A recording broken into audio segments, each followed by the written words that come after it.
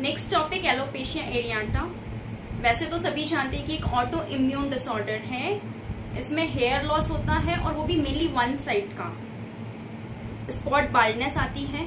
Common causes हर कोई जानता है कि ऑटो इम्यून है तो जेनेटिक या हेरिडिटरी हो सकता है, या फिर कुछ ऑटो इम्यून डिसीजेस के साइड इफेक्ट मीन्स उसके साथ सिम्टम्स के रूप में आता है। एसोसिएटेड सिम्टम्स में लाइक सीलिएक डिसीज या रोमेटॉइड आर्थराइटिस।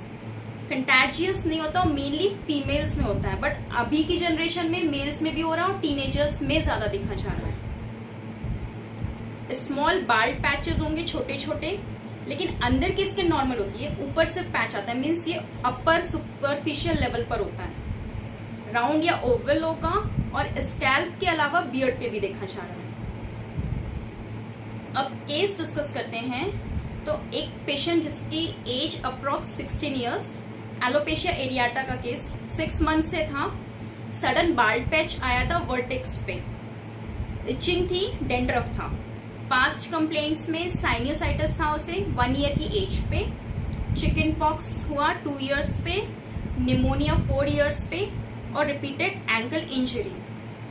ये जो पास्ट कंप्लेंट्स हैं इसका रिकॉग्निशन ये है कि फियरफुल कॉन्स्टिट्यूशन है, मीन्स डरता है, क्योंकि चिकन पॉक्स वायरल है।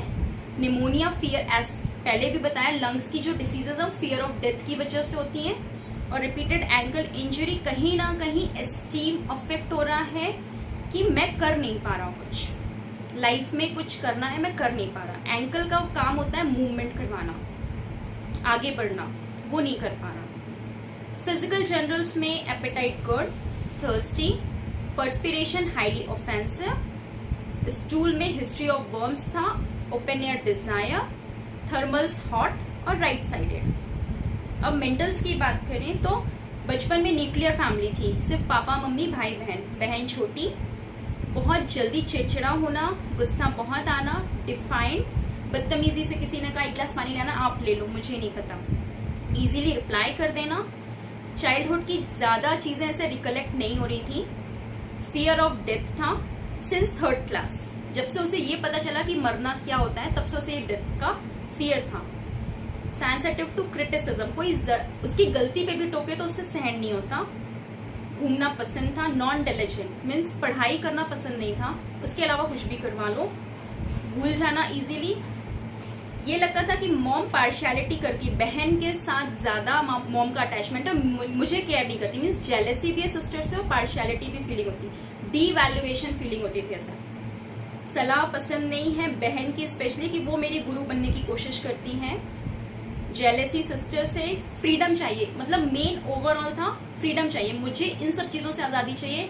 मेरी बहन के कारण जो मेरे साथ पार्शियलिटी हो रही मुझसे वो सहन नहीं हो रहा।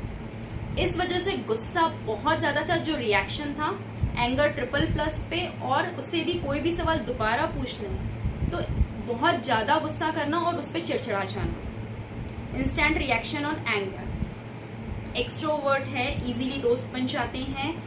Horrible things affect him profoundly. Sharp memory, कोई भी निर्णय लेना हो तो ऑन द स्पॉट ले लेता है। Hard on inferior and soft with superior, mummy से झगड़ा नहीं कर पाता क्योंकि वो एक डोमिनेटिंग पर्सनालिटी है, लेकिन पापा से बराबर लड़ लेता है, उनके ऊपर ये ज्यादा अपना जोर दिखा पाता है। नेवर गेट लिबर्टी, आजादी चाहिए। ओवरऑल जो रूब्रिक्स लिए, angry when obliged to answer, ये एओर्टा कहलाता है। लिबर्टिनिज्म मीन्स आजादी चाहिए। और confusion of identity.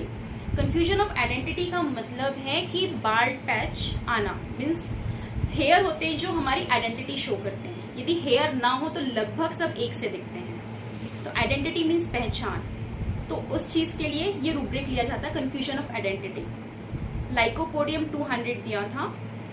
After a month dandruff और इचिंग चली गई और 2 महीने बाद उसकी हेयर ग्रोथ स्टार्ट हुई और पैच डिक्रीज हुआ, अब वो क्योर्ड है। ये उसका प्रेजेंटेशन है, मतलब before treatment, after treatment and overall. Last वाली पिक बस मैं ले नहीं पाई, पैच इसका रिड्यूस होता गया।